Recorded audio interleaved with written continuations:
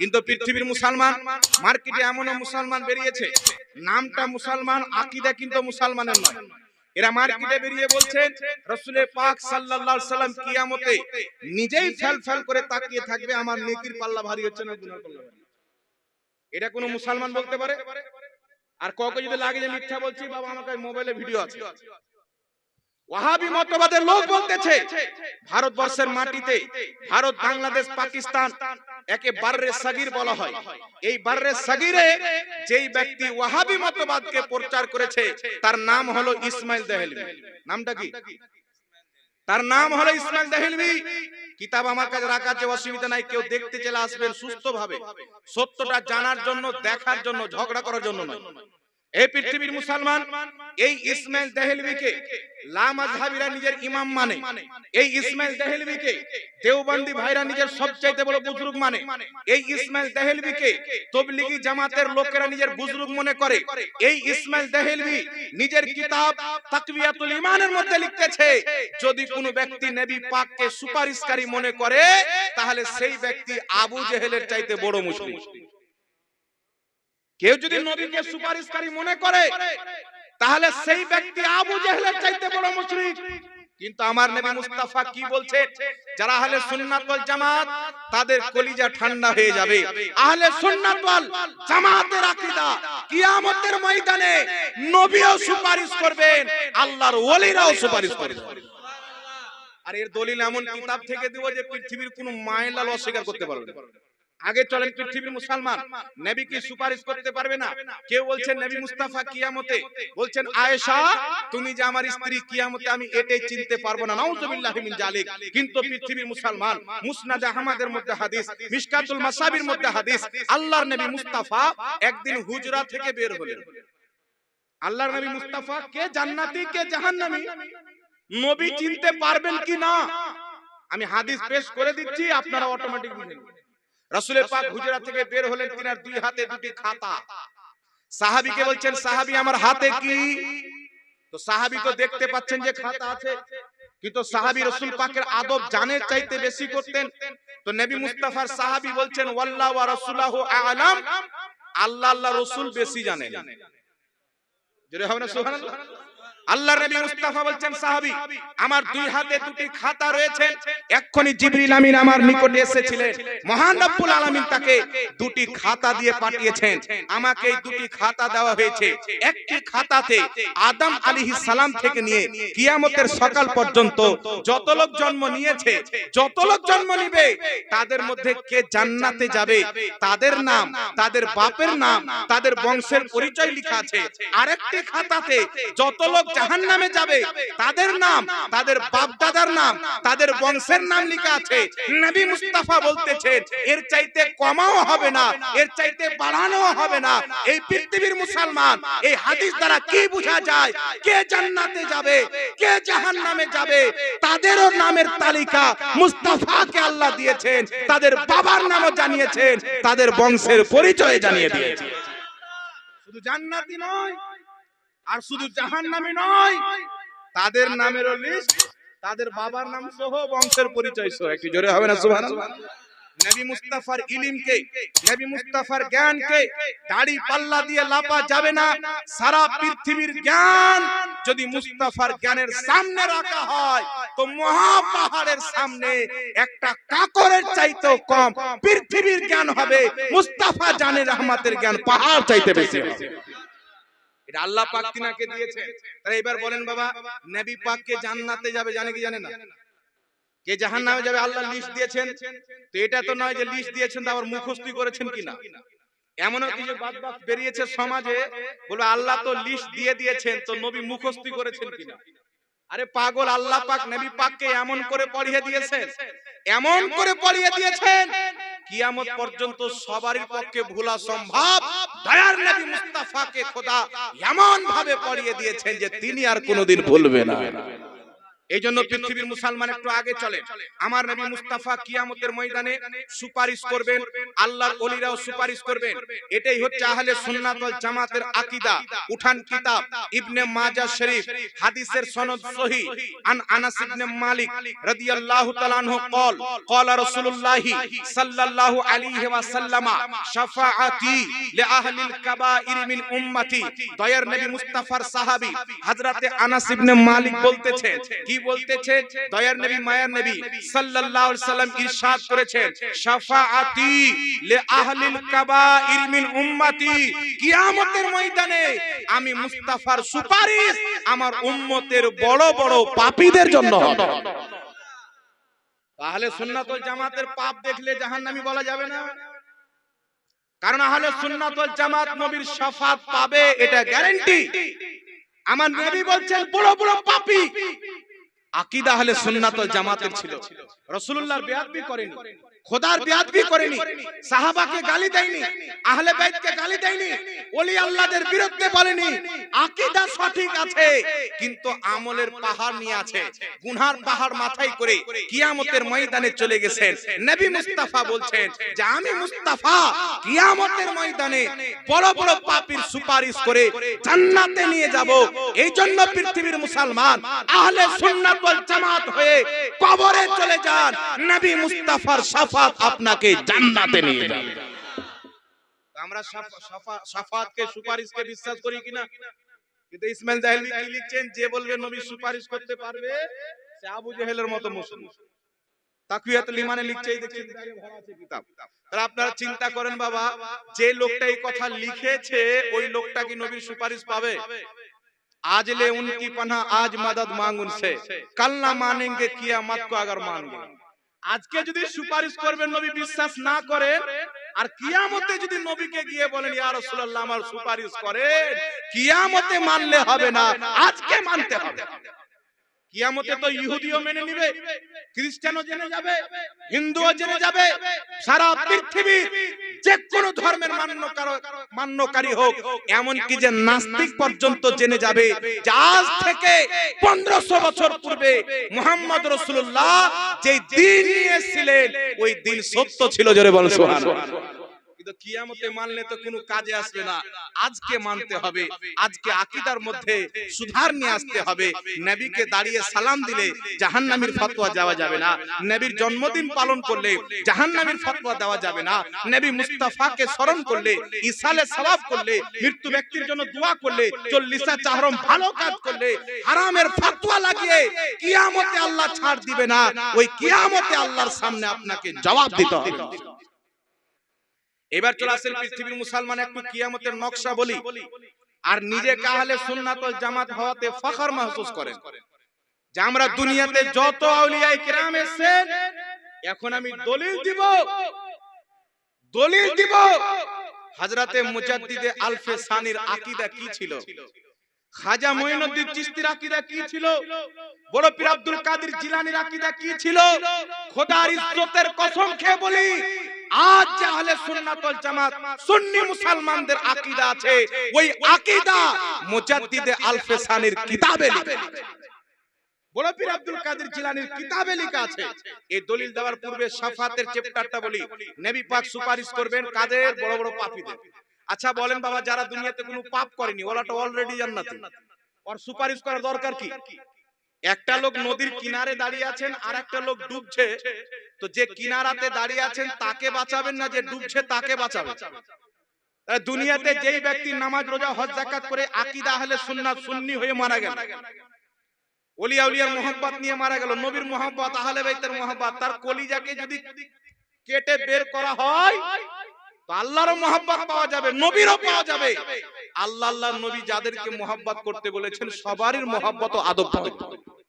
এখন সমাজের মধ্যে কিছু বেয়াদব আছে না নাই বাবা?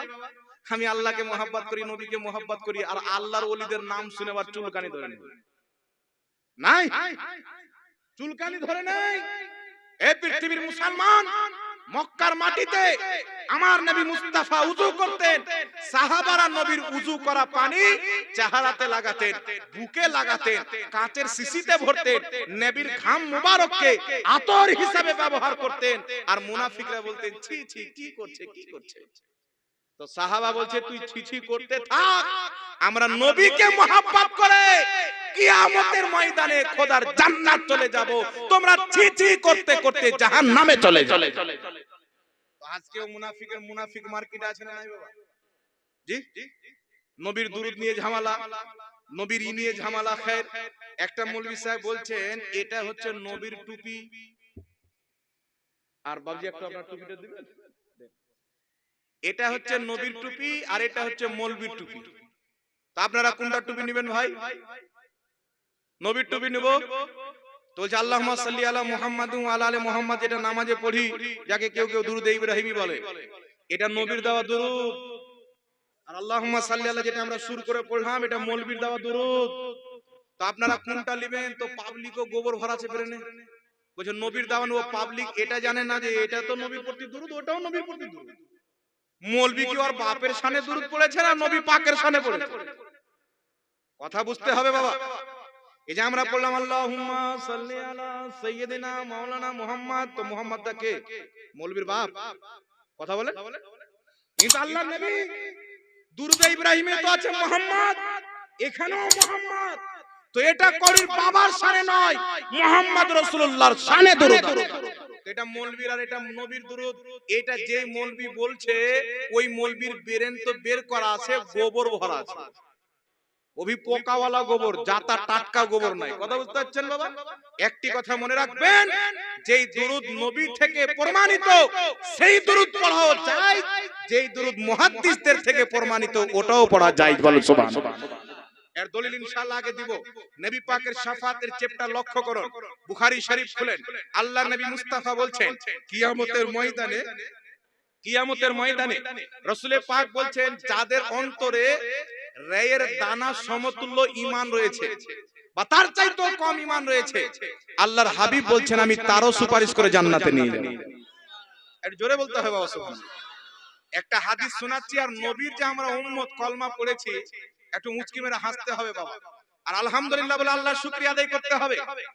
ইবনে মাজাহ শরীফের মধ্যে হাদিস, আল্লাহর নবীর নিকটে জিবরিল আলাইহিস সালাম আসলেন।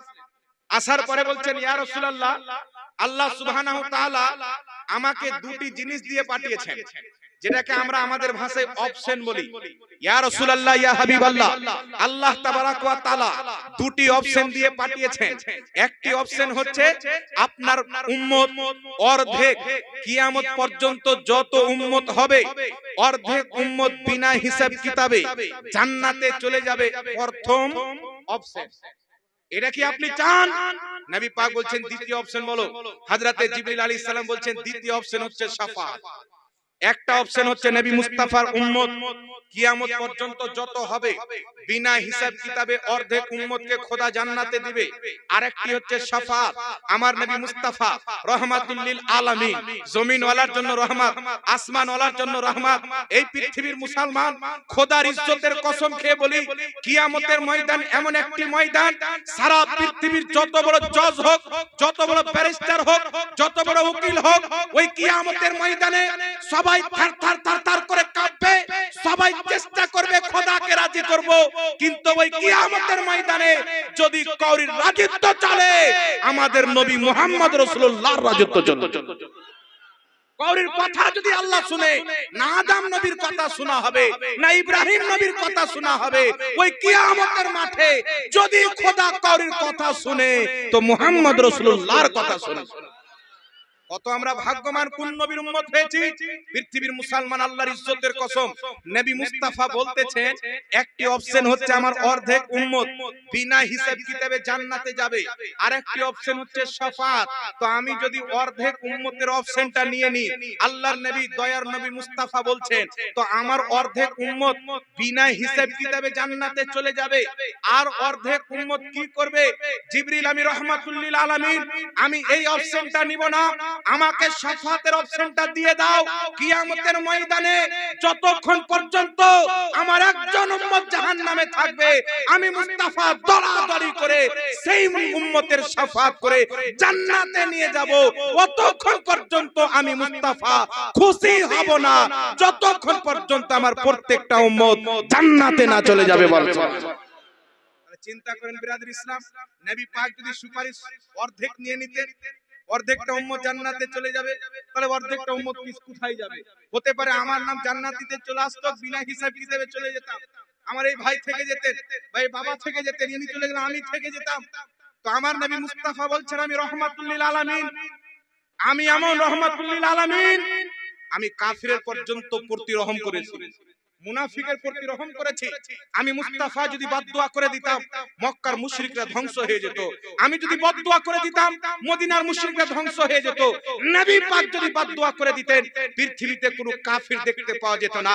এই পৃথিবীর মুসলমান নবী মুস্তাফা সাল্লাল্লাহু আলাইহি সাল্লাম বলছেন আমি যখন কাফিরের জন্য রহমত হয়ে এসেছি, তো আমার অর্ধেক উম্মত জাহান্নামে যাবে না, আমাকে শাফাত দিয়ে দাও। ততক্ষণ পর্যন্ত কিয়ামতে আমি নবী মুস্তাফা ছুটাছুটি করব যতক্ষণ পর্যন্ত আমার প্রত্যেকটা উম্মত জান্নাতি না হয়ে যাবে। এবার বুখারীর আরেকটা হাদিস শুনেন, দয়ার নবী মুস্তাফা সাল্লাল্লাহু আলাইহি ওয়াসাল্লাম কিয়ামতের ময়দানের ঘটনা বলছেন। মুসলমানেরা কি করবে? আমার নবীর দরবারে ছুটবে, মানে ছুটাছুটি করবে কিয়ামতে। একটা উকিল ধরো, একজন ব্যক্তির কাছে চলো। আমাদের উপরে যখন কেস হয় বাবা, তো কেস লড়ার জন্য একটা উকিলের কাছে যায় না? ঘুষ টুস টাকা পয়সাও দিতে হয় মাঝে মাঝে, নাকি বলে? তো কিয়ামতের ময়দানে ওখানে তো ঘুষ চলবে না, সবাই প্ল্যানিং করব, আমরা আপনারা প্ল্যানিং করব। কি প্ল্যানিং? যে চলো নবীদের দরবারে যাই। নবীদের কথা তো আল্লাহ শুনে, তিনাদের দোয়া তো কারেন্টের মতন কবুল। ওই কিয়ামতের ময়দানে আমরা সবাই ছুটে যাব আদম নবীর দরবারে। ইয়া আদম আলা নবিয়ান আলাইহিস সালাতু ওয়াস সালাম, আল্লাহ সুবহানাহু তাআলা আল্লাহকে মানব আপনাকে মানব জাতির পিতা আল্লাহ পাক বানিয়েছেন। আল্লাহ তাবারাক ওয়া তাআলা আপনাকে প্রথম মানুষ হিসেবে দুনিয়াতে পাঠিয়েছেন। আপনি মানব জাতির আদি পিতা। আল্লাহ তাবারাক ওয়া তাআলা আপনাকে নবুয়ত দান করেছেন। আপনি আমাদের সুপারিশ করেন। হযরতে আদম আলাইহিস সালাম কি বলবেন? রাসূল পাক বলছেন আদম বলবেন ইযহাবু ইলা গায়রি, অন্য কারোর কাছে যাও। এটা আমি করব না, অন্য কারোর কাছে যাও। মুসলমান নিরাশ হয়ে তিনার দরবার থেকে নূহ নবীর দরবারে যাবেন। ইয়া নূহ আলা নবিয়িনা, আপনাকে আল্লাহ পাক কাস্তি দান করেছিলেন, আপনার কাস্তিকে জুদি নামক পাহাড়ে কিনারা প্রদান করেছিলেন, আপনাকে অনেক মুজিজা দান করেছিলেন, আপনি আমাদের সুপারিশ করেন। ওই কিয়ামতের ময়দানে উম্মত ছুটাছুটি করতেছেন। নূহ আলাইহিস সালাম বলবেন ইযহাবু ইলা গায়রি, অন্য কারোর কাছে চলে যাও। আবার সব দৌড় দিয়ে ইব্রাহিম নবীর দরবারে যাবেন। হযরত ইব্রাহিম আলাইহিস সালামকে বলবেন আপনার প্রতি নমরুদের আগুনকে আল্লাহ পাক গুলে গুলজার বানিয়ে দিয়েছিলেন, কুসুম বানিয়ে দিয়েছিলেন, ফুলের বাগিচা বানিয়ে দিয়েছিলেন, আপনি আমাদের সুপারিশ করেন। ইব্রাহিম আলাইহিস সালাম বলবেন ইযহাবু ইলা গায়রি, অন্য কারোর কাছে চলে যাও। শেষের দিকে মুসলমান যখন ঈসা নবীর দরবারে যাব, ইয়া ঈসা আলা নবিয়িনা, আল্লাহ আপনাকে এমন মুজিজা দান করেছেন, কুম্বে ইজনিল্লাহ বলে মুর্দাকে জিন্দা করতেন, অন্ধদের চোখের জ্যোতি ফিরিয়ে দিতেন। ওগো ঈসা আলাইহিস সালাম আপনি আমাদের সুপারিশ করেন। হযরতে ঈসা আলাইহিস সালাম বলবেন এই কিয়ামতের ময়দানে যত আম্বিয়া কিরাম রয়েছেন, আজ আল্লাহ তাবারাক ওয়া তাআলার সামনে কেউ নিজের জবান খুলবেন না। আজ যদি তোমাদের কেউ সুপারিশ করতে পারে, মা আমিনার লাল মুহাম্মদ রাসূলুল্লাহ করতে পারে। এদিক এদিক সময় নষ্ট না করে নবী মুস্তাফার দরবারে চলে যাও।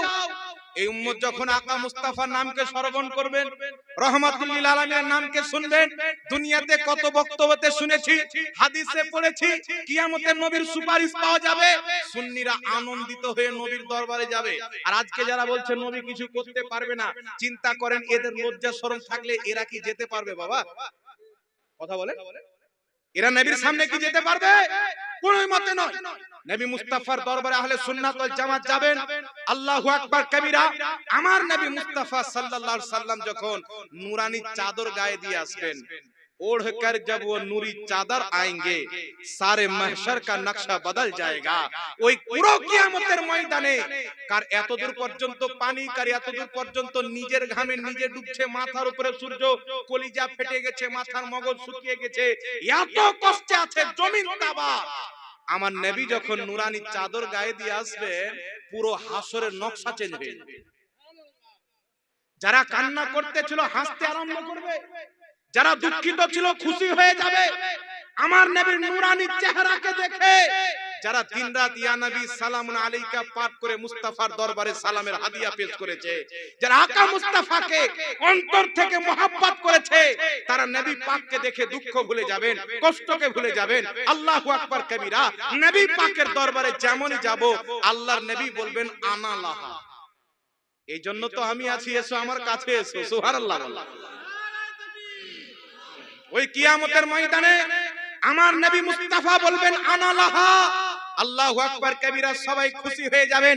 নবী মুস্তাফা বলছেন, বুখারীর হাদিস, ওই কিয়ামতের ময়দানে আমি মুস্তাফা সাজদাতে চলে যাব। সুবহানাল্লাহ। সাজদাতে পড়ে আমার নবী মুস্তাফা উম্মতের জন্য কান্না করবেন। একটা কথা বলবো বাবা, মক্কার পাহাড়ের চুটিতে চেপে, উঁচু জায়গাতে, গাড়ে হিরাতে, বিভিন্ন জায়গাতে চেপে আমার নবী যে সাজদায় পড়ে চোখের পানি বহাতেন, কার জন্য? আল্লাহর নবী বলছেন, ইয়া আয়েশা তো লাউ সিতো লাসারাত মাই জেবালুজ যাহাব। আয়েশা, আমি নবী যদি চাই, এই পাহাড় আমার পিছন পিছন সোনার পাহাড় হয়ে চলে যাবে। আমার নবী যদি চাইতেন, পাথরের উহুদ পাহাড় সোনার পাহাড় হয়ে নবীর পিছন পিছন যেত। আমার নবীকে আল্লাহ কি বানিয়েছেন? বুখারী শরীফ কিতাবুল ইলম, আল্লাহর নবী বলছেন, ইন্নাল্লাহা ইউতি ওয়া ইন্নামা আনা কাসিম, খোদা দেনে ওয়ালা, আমি বাঁটনে ওয়ালা।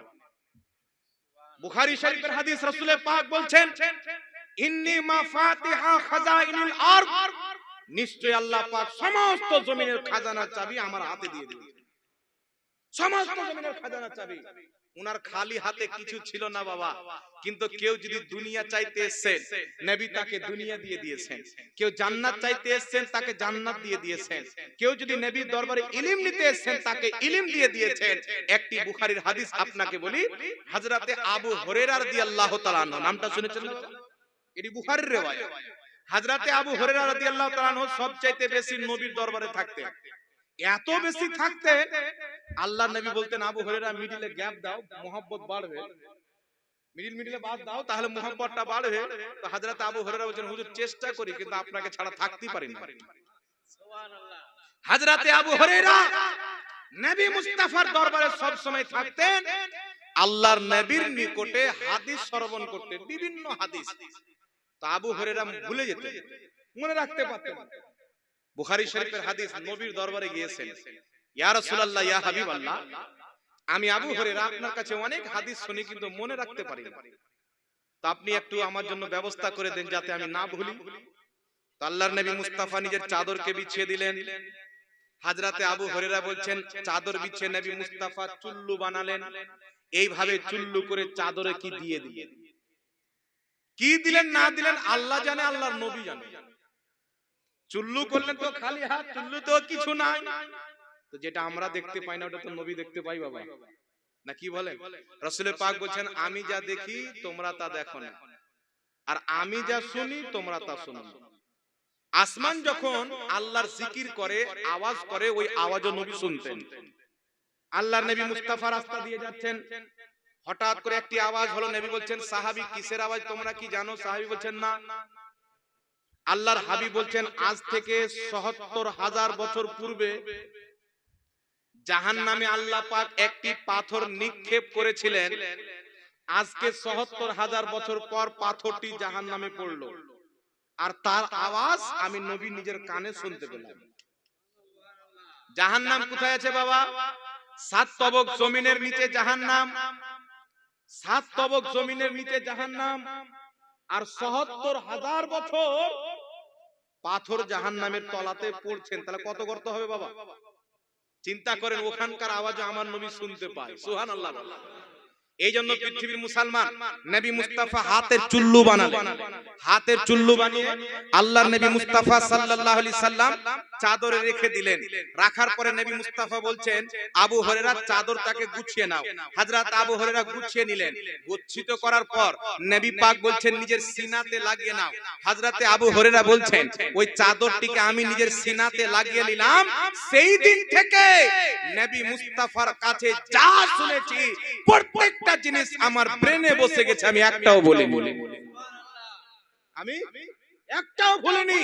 এই জন্য পৃথিবীর মুসলমান ওই রাসূলে কায়নাত সাল্লাল্লাহু আলাইহি ওয়াসাল্লাম, উনাকে তো দুনিয়ার কিছুরই প্রয়োজন ছিলেন না, কিন্তু মক্কার পাহাড়ে, মদিনার পাহাড়ে বিভিন্ন স্থানে গিয়ে আমার নবী মুস্তাফা কান্না করেছেন। তো কার জন্য কান্না করেছেন?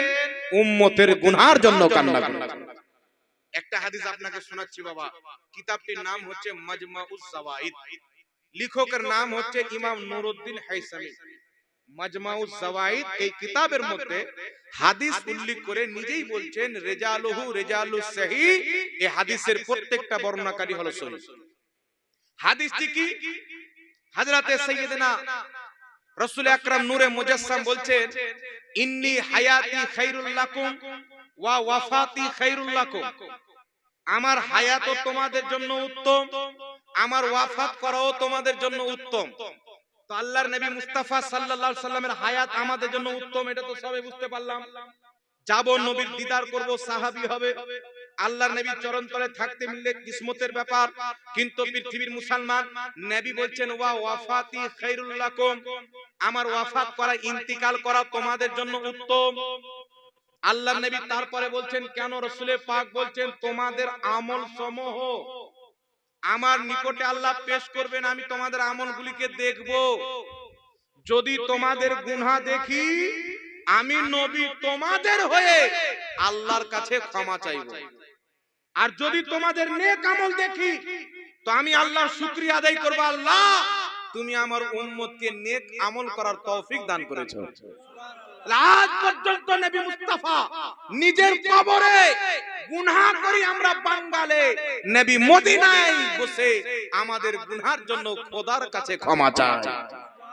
তাহলে এই নবীকে কিরকম মোহাব্বত করতে হবে বাবা, কেমন প্রেম করতে হবে? আগে হাদিস আপনাদের সম্মুখে বলবো। তেমন প্রেম করতে হবে যেমন সাহাবা করেছেন। সাহাবা কিরকম প্রেম করেছেন আগে শুনেন। নবী মুস্তাফা বলছেন আমি সাজদাতে চলে যাব, ওই সময়তে কিয়ামতের ময়দানে আল্লাহ তাবারাক ওয়া তাআলা আমাকে একটি তাসবিহ শিখাবে। তখন আল্লাহ নবীকে ওই তাসবিহটি শিখাবে। রাসূল পাক বলছেন আমি সেই তাসবিহটি পাঠ করব। আর সাজদা করবে কিসের জন্য? কি জন্য সাজদা করবেন? একটা নবীর কিয়ামতের সাজদা ওনার সমস্ত উম্মতের বখশিশ করার জন্য যথেষ্ট। রাসূল পাক উম্মতের বখশিশের জন্য সাজদায় পড়বেন। আল্লাহ জব্বার হয়ে আছেন, আল্লাহ কাহ্হার হয়ে আছেন। আল্লাহ যখন রহমান ও রহমানিয়তের জোশে চলে আসে, মানুষকে বৃষ্টি দান করে, মানুষের প্রতি রহমত বর্ষণ করে। আর যখন আল্লাহ জব্বার ও কাহ্হার হয়ে যায়, তো জালজালা কায়েম করে, ভূকম্প চলে আসে। আল্লাহ কিয়ামতে জব্বার ও কাহ্হার হয়ে আছেন। সবাই নাফসি নাফসি, নবীগণ পর্যন্ত নাফসি নাফসি করতেছেন। এইদিকে আমার নবী মুস্তাফা সাজদাতে চলে গেছেন, তাসবিহ বলছেন। নবী মুস্তাফা সাজদাতে আছেন, উম্মতের জন্য কান্নাকাটি করছেন। আল্লাহ পাক বলবেন ইয়া মুহাম্মদ, হে মুহাম্মদ, ইরফা রাসাকা, তুমি নিজের মাথাকে তুলো। আল্লাহ বলবেন তোমার মাথা তুলো, তুমি যার শাফাত চাইবে তাকে বখশে দেওয়া হবে। তুমি যা চাইবে তোমাকে তা দেওয়া হবে। আল্লাহ কথা যখন বলবেন, আমার নবী মুস্তাফা নিজের মাথাকে তুলবেন। তো নবী মুস্তাফা কত নিবেন আর কি দিয়ে আল্লাহ রাজি করবেন? পবিত্র কুরআন পাক এই নবীকে রাজি করার জন্য আল্লাহ কিবলা পরিবর্তন করেছেন। মসজিদে আকসা প্রথম কিবলার দিকে মুখ করে নবী নামাজ পড়ছেন, আসমানের দিকে তাকাচ্ছেন, মনে মনে সোচ্ছেন, চিন্তা করছেন আল্লাহ যদি আকসা পরিবর্তন হয়ে আমাদের কিবলা যদি কাবাতুল্লাহ হয়ে যেত, আমি মুহাম্মদ খুশি হয়ে যেতাম। নবী চাচ্ছেন আর নামাজের মধ্যে আসমানে তাকাচ্ছেন। আল্লাহ বলছেন জিবরিল যাও, আমার নবী জাতি রাজি, আমি আল্লাহ তাতি রাজি। সুবহানাল্লাহ। আল্লাহ আয়াত দিয়ে পাঠাচ্ছেন কাদ নারা তাকাল্লুবা ওয়াজহিকা ফিস সামাই ফালানুওয়াল্লিয়ান্নাকা কিবলাতান তারদাহা। আল্লাহু আকবার কবীরা। আল্লাহ সুবহানাহু ওয়া তাআলা আয়াত দিয়ে পাঠালেন, হে নবী তোমার বারবার আসমানের দিকে তাকানো আমি আল্লাহ জানি। তুমি চাচ্ছ আকসা পরিবর্তন করে কাবাকে যেন কিবলা করা হয়। আল্লাহ পাক বলছেন তোমাকে খুশি করার জন্য আমি আল্লাহ কিবলা চেঞ্জ করে দিলাম। নবী তোমাকে রাজি করার জন্য আমি কিবলা চেঞ্জ করে দিলাম। আর শুধু তাই নয়, আল্লাহ পাক বলছেন কোরআন পাকে, ওয়ালা সাউফা ইউতিকা রাব্বুকা ফাতারদা। হে নবী অতি শীঘ্রই আমি আল্লাহ তোমাকে এত দিব যে তুমি রাজি হয়ে যাবে। আল্লাহু আকবার কবীরা। কেউ নবী পাককে জিজ্ঞাসা করলেন, হুজুর আপনি কি নিয়ে রাজি হবেন? নবী পাক বললেন আমার উম্মত জান্নাতে চলে যাবে, আমি মুস্তাফা রাজি হয়ে। তো কিয়ামতে সবাই তাকিয়ে আছে যেন আল্লাহ রাজি হয়ে যায়, আর আল্লাহ তাকিয়ে আছেন আমার মাহবুব যেন রাজি হয়ে যায়। खुदा की रजा चाहते हैं तो आलम, खुदा चाहता है रजाए मोहम्मद। सारा पृथ्वी চাই আল্লাহকে রাজি করব, আমার আল্লাহ চাচ্ছে আমার বন্ধু মুহাম্মদ রাসূলুল্লাহকে রাজি করব। রাসূলের পাকের সুপারিশ চালু হবে। এখানে একটা পয়েন্ট মনে রাখবেন বাবা, কিয়ামতের নবীগণ নাফসি নাফসি করবেন, ইজহাবু ইলা গায়রি, অন্য করের কাছে যাও। যেখানে আদম নবী সুপারিশ করবেন না, ইব্রাহিম নবী সুপারিশ করবেন না, সেখানে আপনার পীর কি করে সুপারিশ করতে পারে? এই প্রশ্ন করে কি করে না করে কথা বলেন। সেখানে খাজা বাবা আর শাহজালাল বাবা অমুক বাবা কি করে সুপারিশ করতে পারে? যেখানে নবীগণ চুপচাপ থাকবেন, ওলিরা কি করে সুপারিশ করতে পারে? এই জন্য বলি বাবা, যেখানে জ্ঞান থাকে ওখানে ওয়াহাবি থাকে না, আর ওয়াহাবি থাকলে জ্ঞান থাকবে না। আপনি কথাটা লিখে নেন, খাতাতে লেখেন, অন্তরে লেখেন, মাথাতে লেখেন, জাতি লেখার আছে লিখেলেন। ওয়াহাবি থাকলে আর জ্ঞানই থাকবে, আর জ্ঞান থাকবে তো ওয়াহাবি কেন হবে? আহলে সুন্নাত ওয়াল জামাত হবে। ওদের দলে কেন যাবে যারা লিখেছে আল্লাহ মিথ্যা বলতে পারে? ওই দলে কেন যাবে যারা বলেছে নবী সুপারিশ করতে পারে না? ওই দলে কেন যাবে যেই দলের লোক লিখেছে নবী মরে মাটির সাথে মিশে গেছে? তারা ওই দলে আসবে যে আহলে সুন্নাত ওয়াল জামাতের মাশায়েখরা রেখেছেন মুহাম্মদ রাসূলুল্লাহ আজ পর্যন্ত নিজের কবরে সহ শরীরে জিন্দা আছে। বল সুবহানাল্লাহ। তো নবীগণ নাফসি নাফসি করবেন, তো আপনার পীর কি করে সুপারিশ করতে পারে? আচ্ছা বাবা, নাফসি নাফসি তো সবাই করবেন, এটা হচ্ছে কিয়ামতের প্রথম অবস্থান। এটা কোন অবস্থান বললাম? আপনারা শুনছেন তো বাবা, না শেষ করে দেব? এটা হচ্ছে কিয়ামতের প্রথম অবস্থান। আল্লাহর নবীর সুপারিশ যখন চালু হয়ে যাবে, তারপর নবীগণ সুপারিশ করবেন, সাহাবীরাও সুপারিশ করবেন, আর আল্লাহর ওলিরা সুপারিশ করবে। কি করবেন? রাসূলের পাক বলছেন ইয়াশফাউ ইয়াউমাল কিয়ামা, কিয়ামতে শাফাত করবেন কারা? আল আম্বিয়া, নবীগণ, ওয়াল মুমিনিন, এবং আল্লাহর ঈমানদার বান্দা ওলিগণ। জোরে বলেন না সুবহানাল্লাহ। এটা বুখারী শরীফের হাদিস। আল্লাহর নবী বলছেন কিয়ামতে সুপারিশ করবেন নবীগণ এবং মুমিন বান্দা ওলিগণ। কেমন করে সুপারিশ করবে? দয়ার নবী মুস্তাফা বলছেন, যেমন ভাবে মানুষ দুনিয়াতে কোনো বিষয়কে নিয়ে ঝগড়া করে, কিয়ামতের মাঠে আল্লাহর সাথে আল্লাহর ওলিরা তার চাইতে বেশি ঝগড়া করবে। আপনি চিন্তা করবেন কেমন করে ওলি আল্লাহর সাথে ঝগড়া করতে পারে? এই পৃথিবীর মুসলমান বন্ধু বন্ধুতে ঝগড়া হয় কি হয় না? আপনি আমার বন্ধু, আমি আপনার বন্ধু, হয়তো জোরে জোরে কথা বলে দিচ্ছে, আলাদা ব্যাপার। কিন্তু আল্লাহ ওয়ালারা, ইনারা আমার আপনার শুধু বন্ধু নয়, ইনারা হচ্ছে আল্লাহর বন্ধু। ওলি আল্লাহর মানে হচ্ছে আল্লাহর বন্ধু, দোস্ত। কিয়ামতে খোদার দরবারে ঝগড়া করবেন, খোদা আমাদেরকে তো জান্নাত দিচ্ছ, যেই ভাইরা আমাদের সাথে নামাজ পড়তো, আমাদের সাথে রোজা রাখতো, আমাদের হাতে মুরিদ হয়েছে, আমাদেরকে ভালোবাসতো, আমার ওই মুমিন ভাইরা কই? তাদেরকে ছেড়ে আমরা জান্নাতে যাব না। খোদা বলবে যাও, যাদেরকে তোমরা চিনো তাদেরকে নিয়ে জান্নাতে চলে যাও। এটা বুখারী শরীফের হাদিস। আর মুআজামুল কাবীর